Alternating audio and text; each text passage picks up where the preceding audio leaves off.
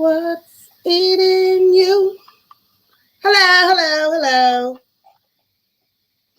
I'm not showing my face tonight because I think when I show the video, it interferes with the broadcast. So I'm going to see how it works tonight with no video.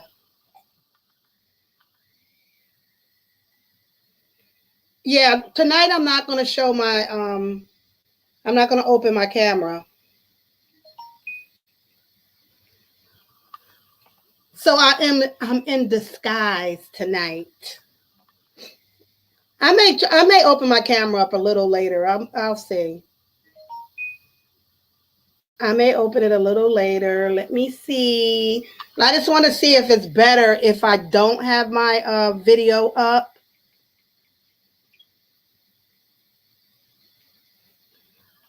So I'm sorry. Let's see if we can get it done this way. My students love when I don't show my video. They don't show me, they don't come on camera and I don't come on camera a lot of times when I'm doing a chat or whatever with my students. So it's okay. Or lecture. That's the word I wanted to use. So yes, yes, yes. Happy day. Because not all women are mothers. So that is the topic that I wanted to touch on tonight. A Motherless Mother's Day. So you guys have gotten through Mother's Day. It's pretty much over. We're in the evening now. But for some people, this was a very difficult day for them for several reasons. So I wanted to kind of go through some of the reasons why some women are having a motherless Mother's Day and how to cope with a holiday like Mother's Day if you are dealing with one of the reasons why this is a motherless Mother's Day for you. So anyone have any questions? Anyone want to put anything in the chat? Anything you want me to talk about? I kind of got my topics, and I was wanting to wait for a few more people to come in. Few more people to come into the live, and then we could chop it up about a motherless Mother's Day. And there are so many women who deal with this topic, and oftentimes they're dealing with this topic in silence, in their own sadness about having a motherless Mother's Day and what that means to them. So that's my topic for tonight. So we'll see how many people we can get in here. How many people? And we'll see what's eating you. What is eating you? So like I said, I have 4 points I wanted to make about being a motherless, having a motherless Mother's Day. So the first one is kind of the obvious one. If you've experienced the loss of your mother, and mother is a heavy word because mother doesn't necessarily mean your birth mother. Doesn't mean the woman who to a mother out here. Oh, hello, Amanda. A mother doesn't necessarily mean the lady who gave birth to you, right? So if you're experiencing the loss of your mother, that is the person who took care of you, the person who nurtured you, fed you, cared for you. And so a lot of people, a lot of women experience having a motherless Mother's Day because they've lost their mother to, because she's passed away. So for a lot of people, it becomes a very sad holiday because they don't have their mother. And then get how do they get through it? How do they get through having this holiday where they celebrated their mother and now they can't do that anymore? So if anyone here is in the chat is experiencing not having your mom here, maybe this is your first experience with not having your mom, and what have you done to get through it? Because I have not had to experience that, but what do people do to get through not having your mom because she's gone now, because she's passed on? So for some people, they go and visit their mom, at the gravesite. They bring flowers. They write it in her journal. They talk to her in that way. But trying to get through the day, I encourage people to really just think about the good days, think about the good times that they've shared with their mom, and not focus on the loss of their mom. Because when you think about the death, that will just continue to bring sad feelings, grief. But if you focus on the good memories, it will help you to get through Mother's Day. Because the reminder of Mother's Day really started last month. Once you went into different stores, you saw, all the balloons and the decorations. And for people who are grieving their mom, that really sent them back into that feeling of grief and despair because their mom is not here anymore. Especially with what we are experiencing now with C-19, and many people lost their mom, their grandma, an auntie who was like a mom to you, and this is their first holiday without their mom, and trying to experience life now without her is really hard.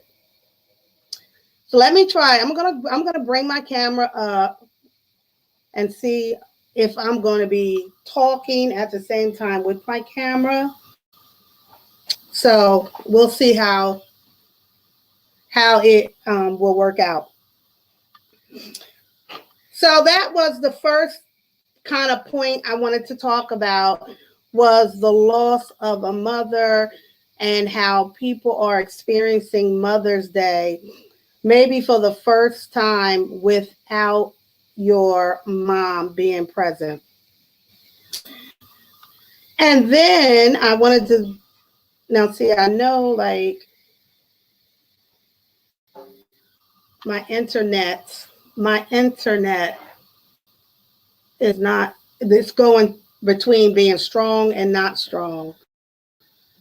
So I'm going to take my camera off again. So the next topic is incarceration.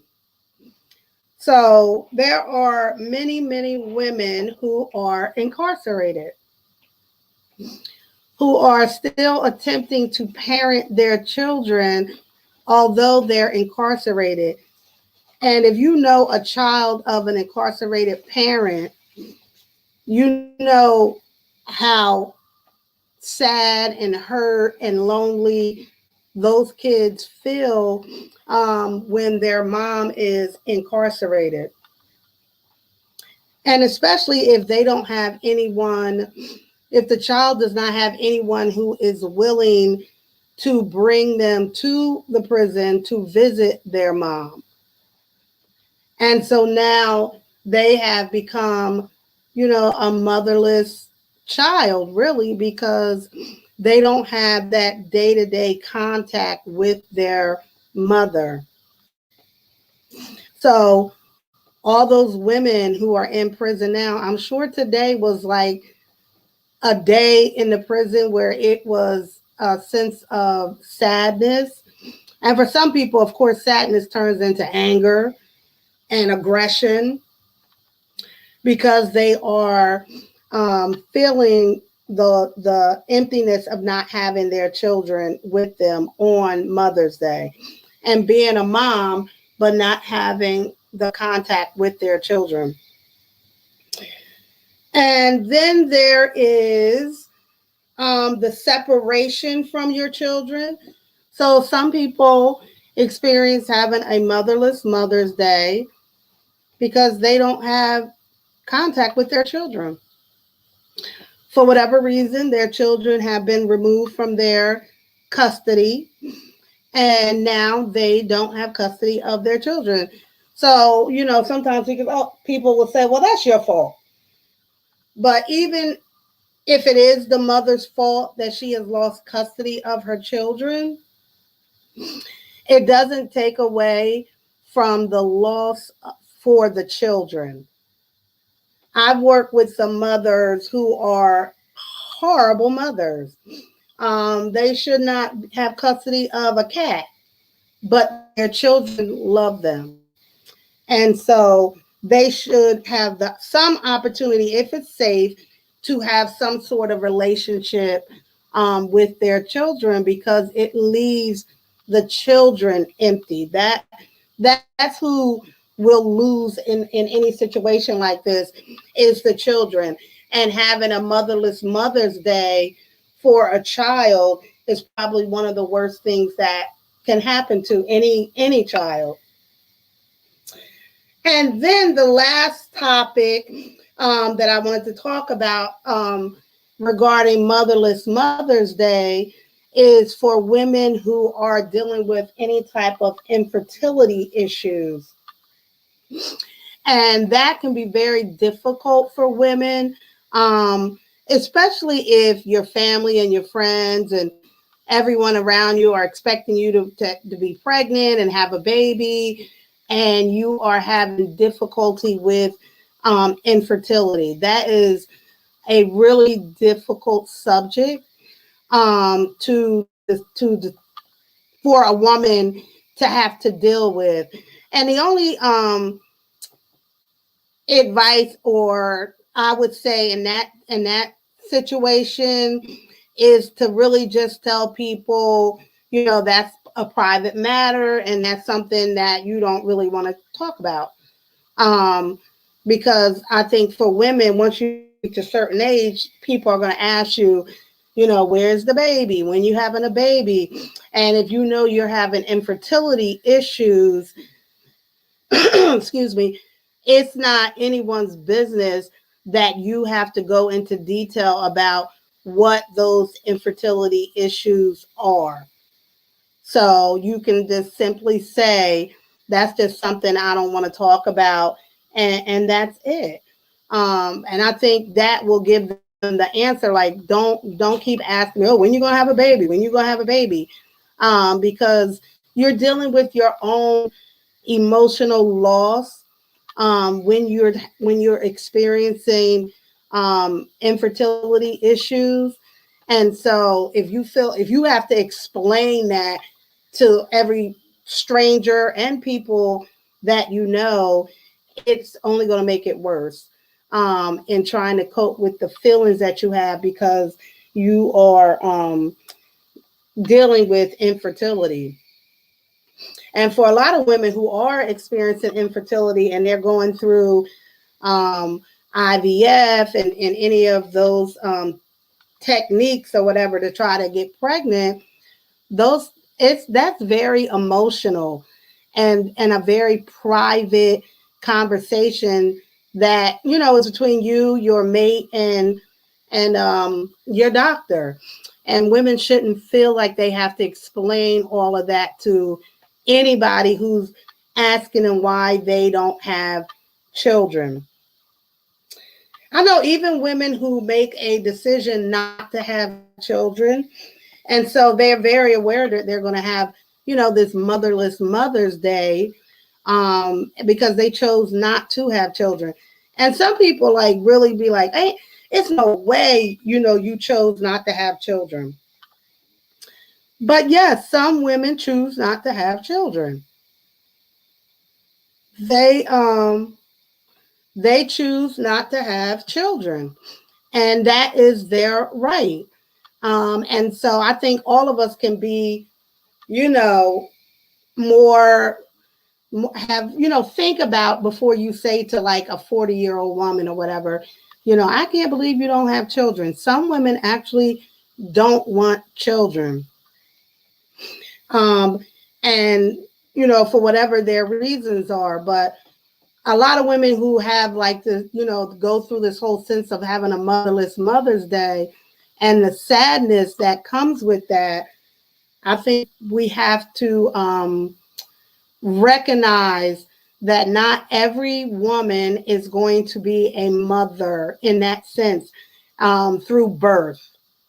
There are other ways to become a mother, that it doesn't necessarily mean that it's going to be through your own vagina. Hi, Janelle. So yes, if anyone have any comments regarding a Motherless Mother's Day, or experiencing your Mother's Day today with some sense of sadness, or even like regrets, or also mothers who have lost their children. Um, you know, the children have passed away through whatever means. I know people, women who have had stillbirths. Today we almost lost my mom. She had stage 4. Oh my God. Oh, oh my God, Melissa. Well, we're gonna keep you in prayer and your mom. Oh, and just praying that the hospital will keep her comfortable. Um, just keep her comfortable. You know, we're all going to experience this stage of life, you know, these stages of our life, and making sure that she is comfortable in this stage of her life. And especially experiencing this on this Mother's Day holiday must be extremely hard for your family. But also there are some, you know, women who have lost their children, women who've had multiple miscarriages, and the hurt and the pain that comes with that when Mother's Day comes around and you haven't had a successful birth, but you've had multiple miscarriages. The hurt and the pain that comes on this day, you know, is, you know, best described by somebody who has experienced it. But it's not easy. Have passed on. Happy Heavenly Mother's Day to them. Oh, absolutely. Yep, absolutely. As we get older, we're going to lose people. You know, we are going to lose our grandmas, our mothers, you know, aunties. You know, as we get older, just the cycle of life is difficult to deal with at times. At times, I've seen people, you know, put on Facebook, you know, I just can't wait for Mother's Day to be over. And these are adult women who have lost their mom. Their mom is in heaven. and they just the day itself brings so much grief to them. Um, and their mom could have been dead 3 days, 30 years. It doesn't matter. Especially if you've had this good relationship with your mom. It makes it, maybe harder, but it depends on, the person's experience. But overall, our mothers are our first love. Our mother is our first love. The birth mother. You get fed and nourished through your birth mother. And because of the way life is set up, you may experience life through your birth mother, but it doesn't mean that she's going to be the one to nurture you and raise you throughout your life. And for kids who have been separated from their birth mom and gone into foster care, or they've been adopted, there is that sense of loss for them, because of that connection, that nurture connection that they didn't experience throughout their life or their childhood. And so it makes it a motherless Mother's Day for them. So really, this chat is really, I know everyone's celebrating Mother's Day, and they should. Mothers are awesome. Our mothers bring us here, they nurture us, and all of that great stuff. If you were blessed to have a good mother, but we have to, I know I do because I'm psychology, that I recognize that there are a lot of people who this holiday is very painful and hurtful for them. And so I just wanted to acknowledge people who are struggling with Mother's Day and having a motherless Mother's Day, just to say that you are thought about, that there's some empathy and compassion for people, especially women, for women who are experiencing the loss of their mother, infertility issues, if you're incarcerated and separated from your children, women who are separated from their children because their kids have been placed in foster care, or maybe they've lost their kids through a custody agreement or whatever. Just the separation of their kids and really trying to live their life now, having a motherless Mother's Day is not easy. So that is pretty much all I had to talk about. I just wanted to get that message out there for anyone who is experiencing Motherless Mother's Day. You got through this day, and you'll get through any other holiday that may be difficult for you. Your mom's birthday or whatever. I would say keep positive thoughts. Don't, stay in the negative or the day that they passed or the day that you were separated from them, but think about more of the positive thoughts and days and experiences that you had with your mom. And if you think if this day is really becoming more and more difficult for you to manage, that you would consider talking to someone and getting therapy to really help you process getting through a motherless Mother's Day. You're not alone. You're not by yourself.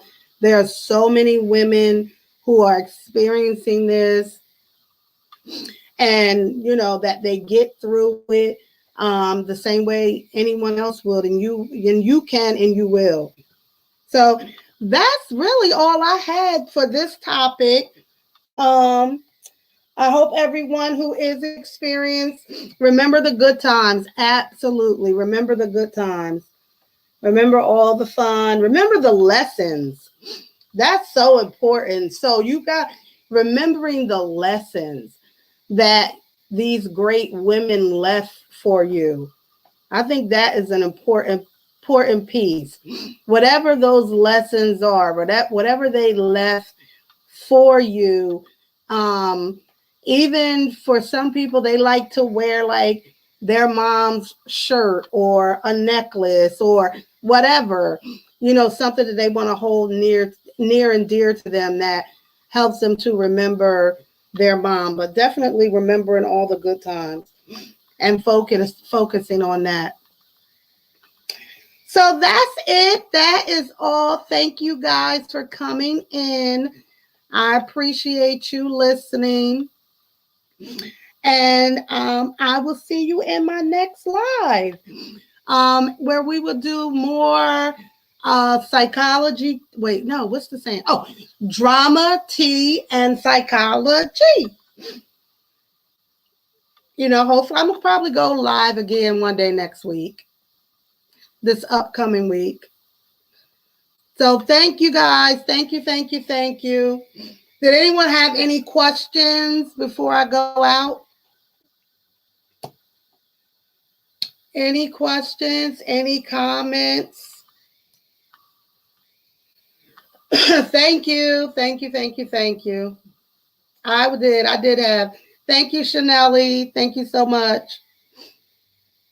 I did. I had, oh, your mom passed away. I missed her so much. My niece called me today and said, Auntie, I wanted to wish you a happy Mother's Day. Oh, oh yeah.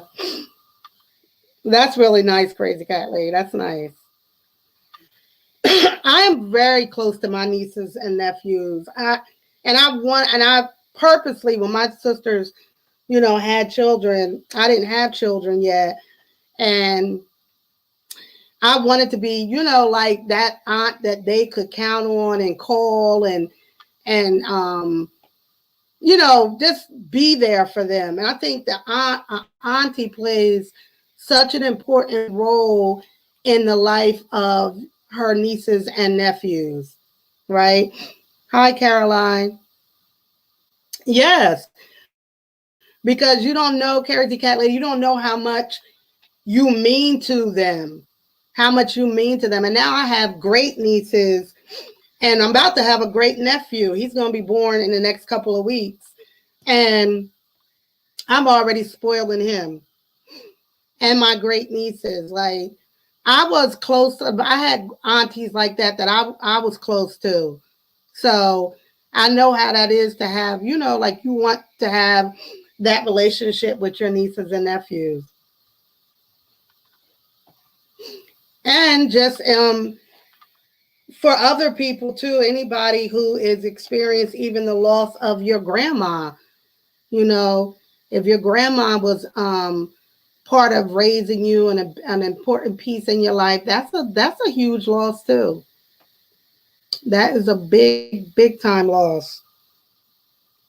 But I think for a lot of women, one of the points is when you make that decision not to, thank you, Jeanette, when you make that decision not to have children, and then how you kind of deal with people who have an opinion about that.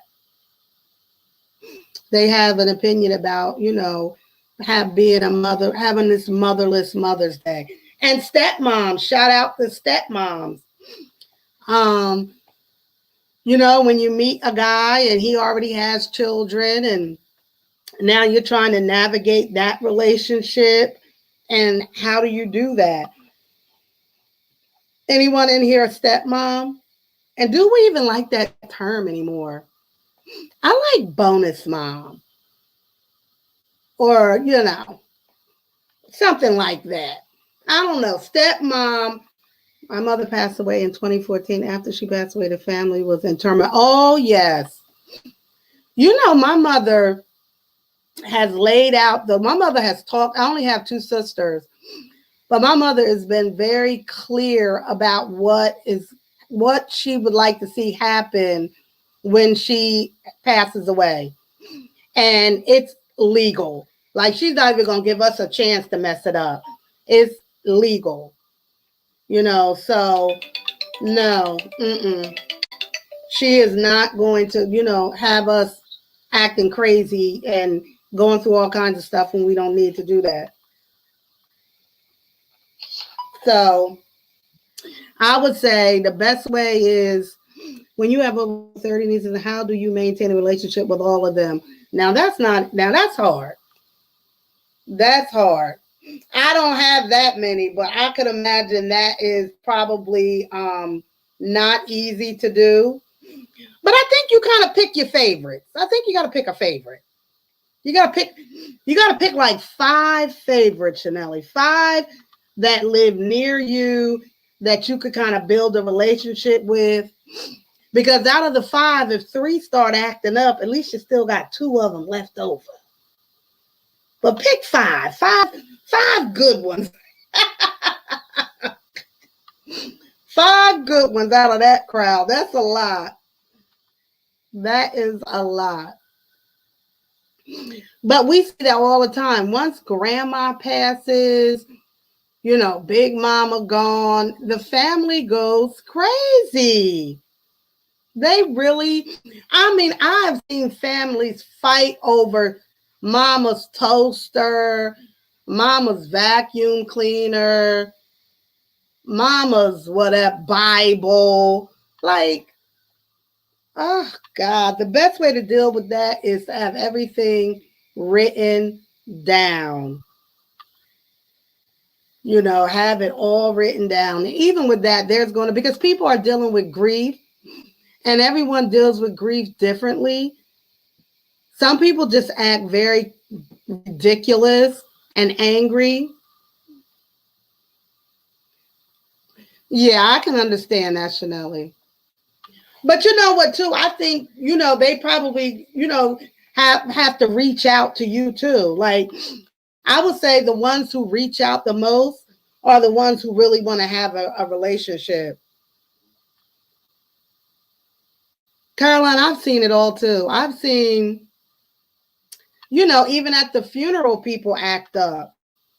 They act up at the funeral. So, yeah. It's crazy because you're already dealing with grief and now you got to now I got to fight you and deal with this grief. No. Wills are very, very important. Also, what's important is living wills. What does your mom want if she was to go into, she was unresponsive? What does she want? What do you want? So that's another topic that families need to have. Because we saw a lot of that with COVID. This was so unexpected. And people didn't have kind of their stuff, their legal things, written out. And now they're in the hospital. They're on life support and breathing machines, and they can't tell you what they want. And now the families are going crazy. They're going crazy. If it's not a funeral that I don't have to attend, I don't go. Me either. Mm-mm. It's too sad anyway, so some families are still mad at each other.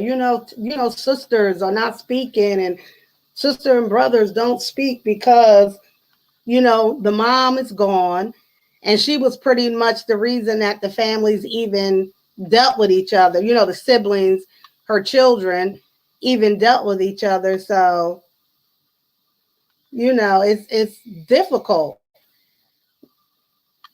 So where do you go from that point? But for a lot of people, I just wanted to, make a point of kind of saying to people who are having a Motherless Mother's Day that they really are not alone and that other people are experiencing this kind of um, pain and disappointment on Mother's Day, and just how to cope with it. Funerals are supposed to be peaceful, but in my opinion, they are actually traumatizing. They certainly can be. You know why? You know what happens with a funeral? Because there are family members that we just don't deal with and we avoid. And there are maybe friends that we just don't deal with and we avoid. But then when there is a death in the family, everyone is in one spot. So you got all these people in one place that have this history with each other, that may not like each other, they're grieving, and now they have to try to deal with each other. Oh no. And that is when the fights start. Yeah, that is when the fighting starts, the arguing, things that you normally haven't said, you're grieving, so now you just popping off. You just, it's just a mess. And that's how it becomes traumatizing at a funeral. Because and then sometimes people in the family have kept their mouth shut because grandma, out of respect for grandma, out of respect for your mother, you don't say anything. But once they're gone, now you just go off. And the first place you can do that is the funeral. So yeah, that's probably why so many arguments and fights happen at the funeral, or at the, how you go, view the body with the family. Even the part of seeing your loved one inside the casket. Oh my God, that's the worst. That is the worst. And I remember when I was younger, one of my, no, my cousin told me Michelle, like that's my real name, y'all. Sorry, but she was like, Michelle, whenever you go to a funeral, you gotta kiss the person that's deceased, like the dead person. That's what she said, and I believed her because I had this. She was the cousin that you believe everything, right? So I believed her, and for years she said, if you don't kiss the person, they're gonna come back and haunt you. So she's my big cousin. I believe everything she said. Even to this, now I stopped doing this, but for years, I would give a little. Oh my God. Now that I think about it, I would give the deceased person a little kissy, a little mwah, because I listened to my cousin who told me that mess and I believed it. It is not true. But that's an old saying. If you don't kiss the person, then they're gonna come back and haunt you, and you don't want that. What we do now? We only have a repast for immediate. That's a good idea. And keep all the friends away.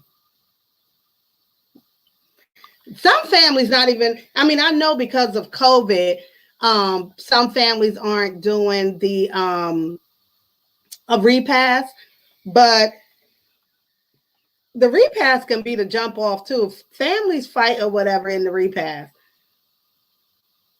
I've seen repasses get a little shady because that's when they start sitting down, and then people on different sides of the family start teaming up. And did you see what mama had on? That's not what I said she was supposed to wear.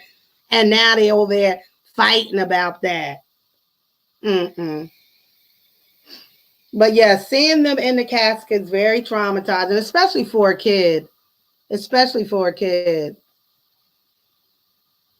And especially if you had a crazy cousin who told you you're supposed to kiss everybody in the casket. But yes, I think even too, like I don't want to be invited to like the viewing part, like before everyone get to see the body. Like I don't need to see that.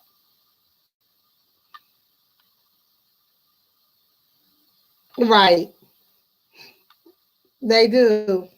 They do. They show up just to make sure the person is deceased. They'll show up for that. Especially if, you know, let's say the deceased, person had multiple husbands or multiple wives. That's an issue too. And for anybody who is in like what they believe to be a common law marriage, really doesn't hold any weight, um, because somebody else is going to make decisions about your partner if it's not legal. So if you are living with somebody for 30 years, but they were married to somebody for 5 years and they never got a divorce, then that wife is going to make all the decisions, or she can make all the decisions. And you have no power. Who acted out the most? People show up. Who acted out? Let me say, what do you do now? We only have oh, yeah. Yeah, the repass can be a mess too. It's already so hard to deal with somebody, losing somebody in your life, and then all the other nonsense that comes with it makes it even worse.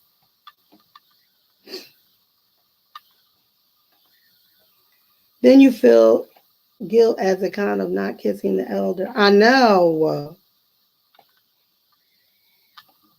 I know. For not kissing the elder. Oh, yeah. I know now. I mean, that is so yucky. I don't think I ever made my kids kiss, give somebody a kiss. Go give Uncle so-and-so a kiss. Oh, hell no. You gonna speak, but that you speak and a slight hug, like, but all that kissing, now that's not, Definitely gotta speak. But also, too, a funeral does give you the opportunity to see people that you haven't seen in a long time. That's probably one of the benefits um, of a funeral.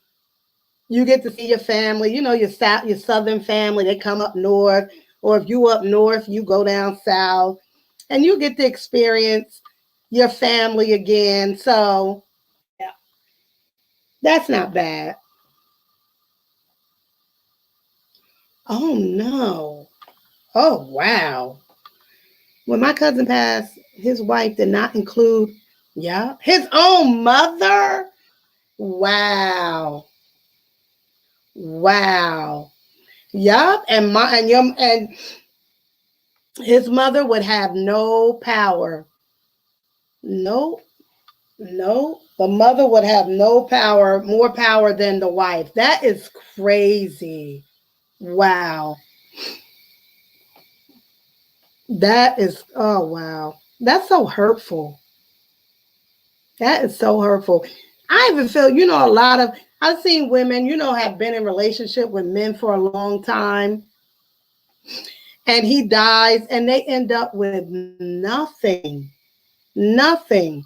Because nothing was in writing. Not only did they could not attend the funeral, but the house that they shared, the woman would get, she'd get kicked out of it. Because she had nothing in writing. Not legally married. So she ends up with nothing. Nope. Get everything in writing. Very mean-spirited. Nasty. Wow. Me and my oldest half-brother got into it after the funeral. Yeah. Yeah, I could see. It happens. It happens. That's why it's just easier just to put everything in writing. Because sometimes, that death can ruin or end other relationships in the family because people just stop dealing with each other. And it's just the end of it for that relationship with the family. Wow. Well, all right, guys. I hope you enjoyed our talk. Thank you so much for participating in our discussion on a motherless Mother's Day. And wishing everyone out there a happy Mother's Day or Aunt's Day or foster mom day or stepmom day or however you bring nurturing to a child, auntie day, however you do that and every way, which way you do that, you know, honor that within yourself. And I will see you at the next live. Thank you.